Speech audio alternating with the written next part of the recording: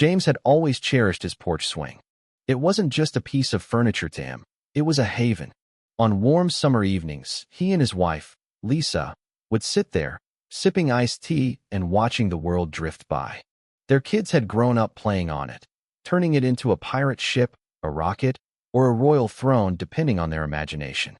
Neighbors often paused for a chat, and even the mail carrier once took a break on it during a blistering afternoon. To James, that swing was more than wood and chains. It was a cornerstone of their home's soul. The trouble began on an ordinary Tuesday morning. James was savoring his coffee when he noticed a white envelope slipped under his front door. Letters from the Homeowners Association, HOA, were never good news, and this one was no exception. Unfolding it, he read the words that set his temper ablaze. Your porch swing violates HOA safety regulations.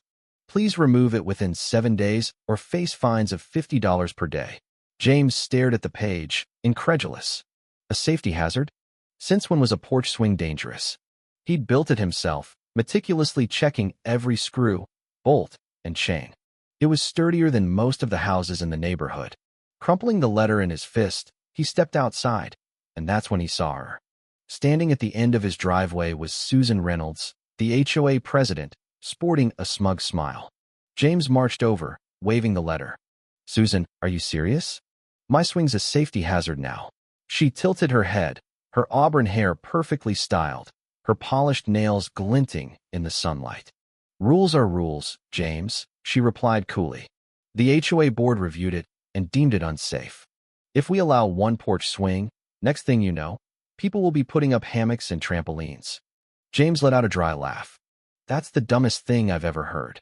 It's a swing, Susan, not a zip line across the street. She didn't flinch. The decision's final. Remove it by Monday, or the fines start. Clenching his jaw, James realized arguing was pointless. Susan thrived on control, and yielding would only embolden her.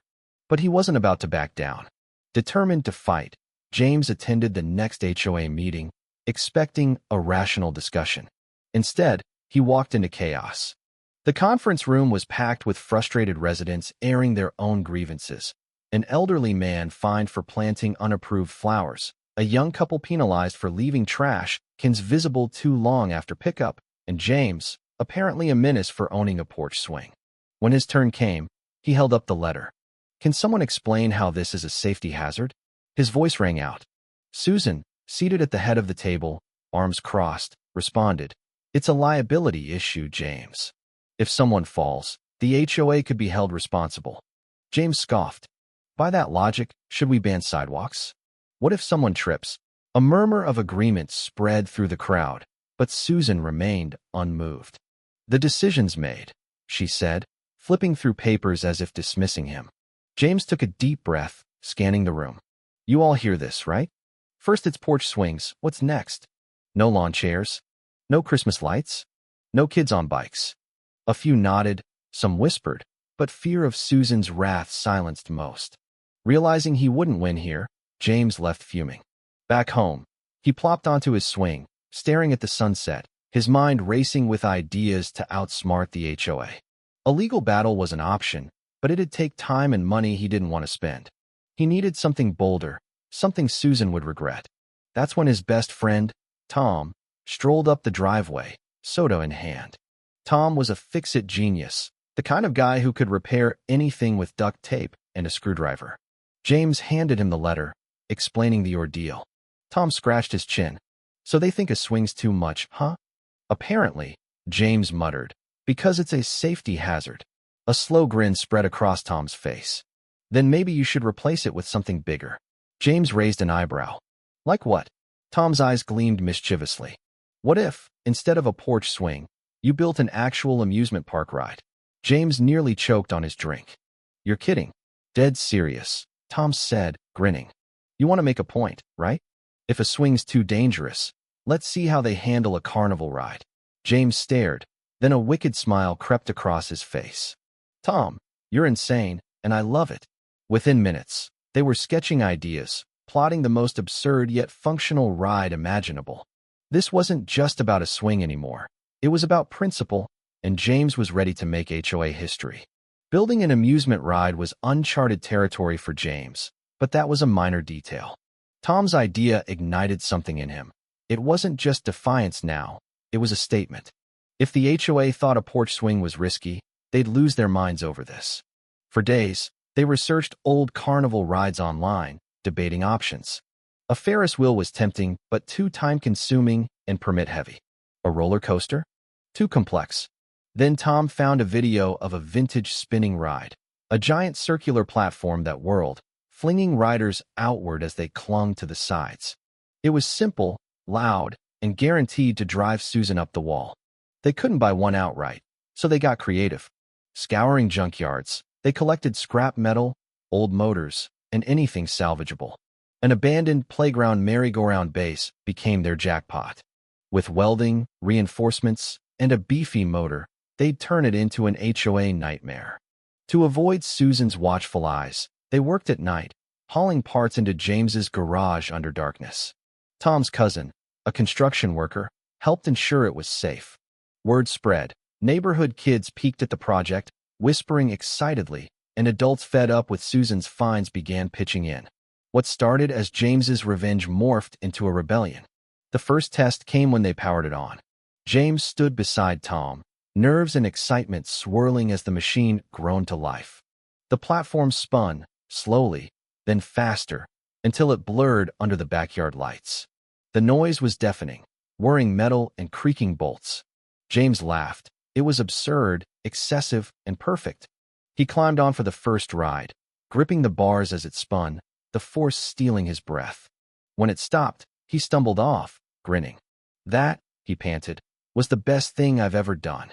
Tom clapped his back. Then let's make sure everyone gets a turn before the HOA kills it. News traveled fast. By the next day, a crowd gathered, eager to try it. Kids screamed with delight, adults laughed, and even grumpy neighbors smiled. But the fun couldn't last. Susan arrived, clipboard in hand, fury barely contained. "What is this?" she demanded over the ride's roar. James leaned against the fence. "Just some backyard entertainment."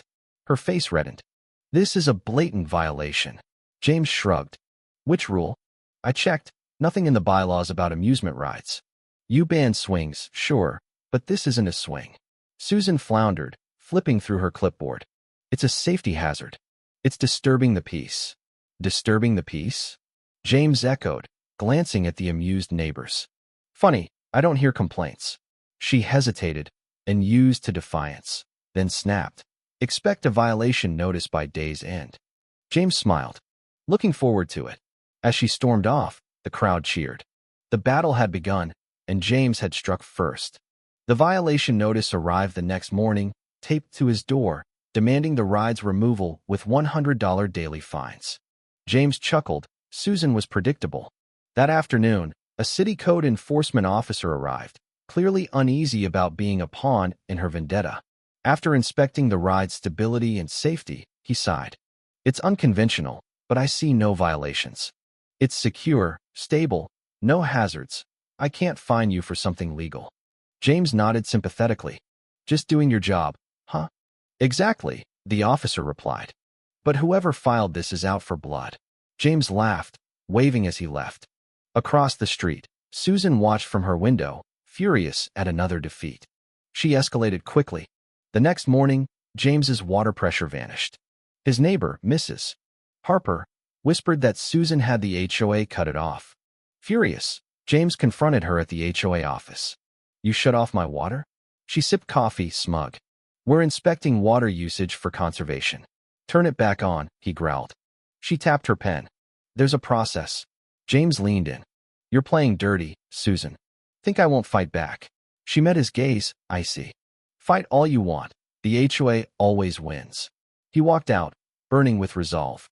That evening, Tom's city worker friend restored his water, but Susan had made it personal.